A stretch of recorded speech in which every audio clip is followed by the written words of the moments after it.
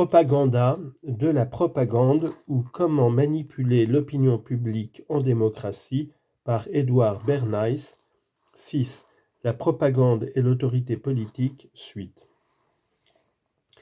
Une fois définis les principaux objectifs et les grands axes de la campagne, une fois précisé la teneur de l'appel lancé au public, il faut minutieusement répartir le travail entre les divers organes d'information.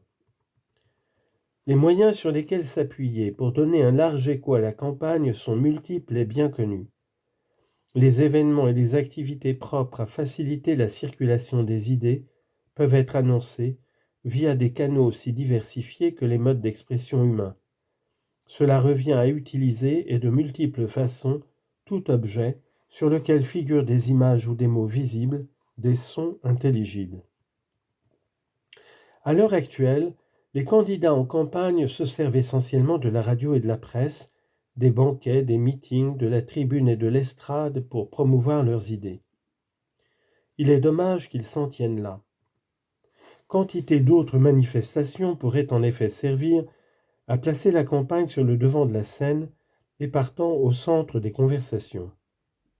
Pourquoi ne pas organiser par exemple des expositions et des concours, mettre à contribution des instituts politiques et des établissements d'enseignement, solliciter des groupes dont la coopération serait d'autant plus retentissante que jusqu'alors ils ne se mêlaient pas activement de politique.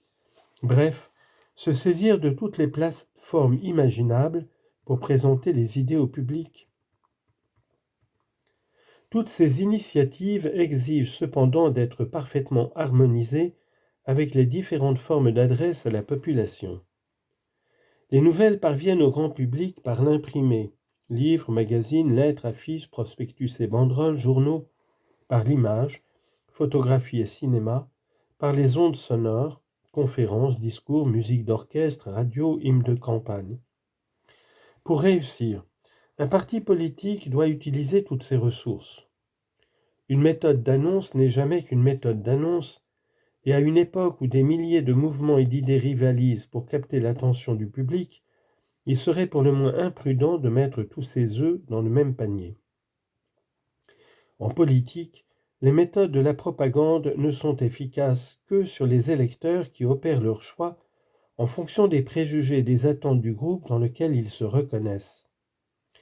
Les situations d'allégeance où l'excès de dévouement pour un chef à l'autorité incontestée affectent le libre arbitre de l'électeur.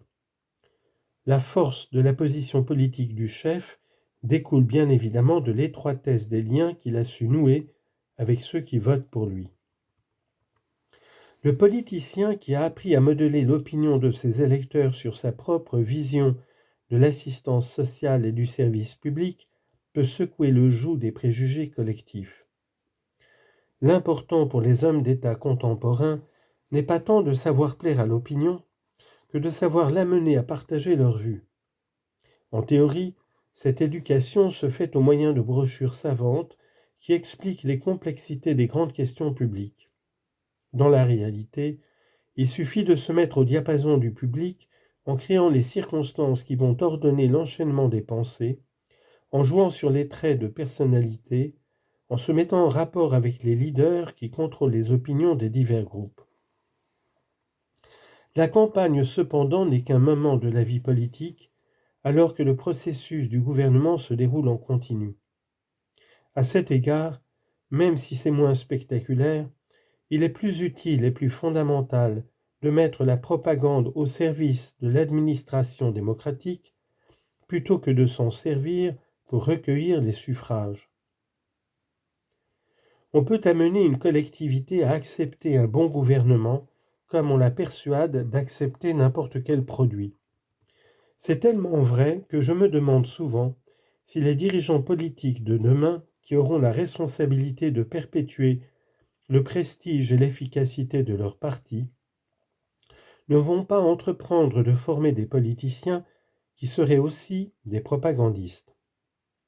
George Olvany m'a récemment confié qu'un certain nombre de jeunes gens de Princeton rejoignaient le Tammany Hall. À sa place, je choisirais quelques-uns des plus brillants d'entre eux, et avant de les recruter au service du parti, je les enverrais travailler pour des spectacles de Broadway ou faire un stage auprès de propagandistes chevronnés. La lenteur des politiciens à se saisir des méthodes couramment appliquées dans les milieux d'affaires tient peut-être à ce qu'ils ont d'emblée accès aux moyens de communication dont leur pouvoir dépend. Sans cesse sollicités par la presse, ils exercent une censure efficace sur l'actualité politique en choisissant simplement de livrer ou de retenir des informations. Quant aux journalistes qui, jour après jour et année après année, dépendent d'eux, ils sont contraints de travailler en bonne intelligence avec leurs sources d'information. Un dirigeant politique est un créateur de circonstances, pas une créature engendrée par le processus de reproduction mécanique des stéréotypes et des tampons en caoutchouc. Imaginons qu'il fasse campagne pour l'abaissement des tarifs douaniers. Il choisira certainement la technique moderne de la radio pour exposer ses vues, mais tout laisse à craindre qu'il opte néanmoins pour la vieille méthode de l'approche psychologique, déjà désuète du temps d'Andrew Jackson et à laquelle l'entreprise a largement renoncé. Votez pour moi et pour la baisse des tarifs douaniers, car plus ils sont élevés, plus vous payez cher ce que vous achetez, proclamera-t-il sur les ondes. Il est vrai qu'il a pour lui l'immense avantage de s'adresser directement à 50 millions d'auditeurs, seulement sa tactique est démodée. Il cherche à argumenter avec le public, il s'attaque à lui tout seul à la force d'inertie. Pour peu que cet homme soit aussi propagandiste, il se servira également de la radio, mais comme d'un instrument au service d'une stratégie élaborée. Ce champion de la baisse des droits de douane ne se contentera pas d'expliquer que leur niveau élevé augmente le prix d'achat des produits. Il créera les circonstances à même de conférer à cette affirmation la force de l'évidence. Pour cela, il choisira peut-être de monter simultanément dans 20 villes différentes une exposition illustrant clairement les surcoûts imputables aux tarifs douaniers en vigueur. Il veillera à ce que ces expositions soient solennellement inaugurées par des hommes et des femmes importants qui, sans prendre aucune part à son destin politique personnel, ont de bonnes raisons de soutenir sa proposition. S'appuyant sur des groupes dont les intérêts sont particulièrement menacés par le renchérissement du coût de la vie, il encouragera en sous-main l'agitation sociale pour l'abaissement des tarifs.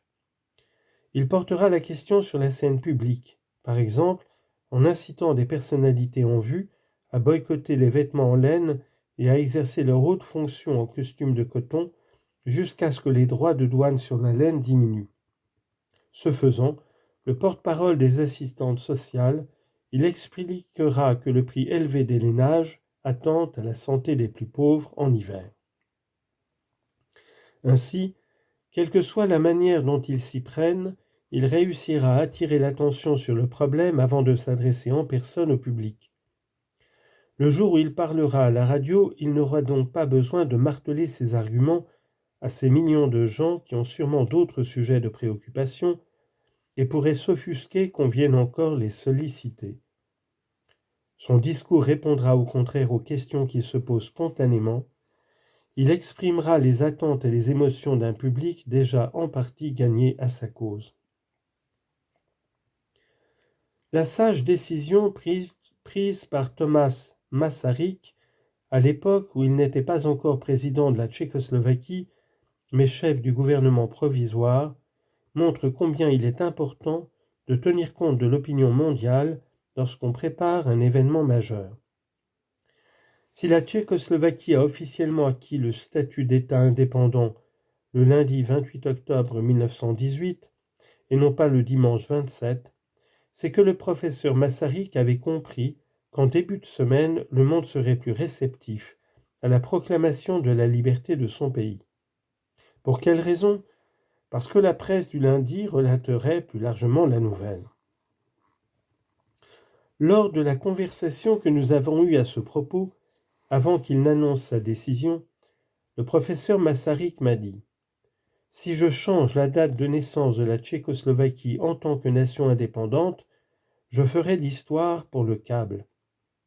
Le câble fait l'histoire et la date fut donc modifiée.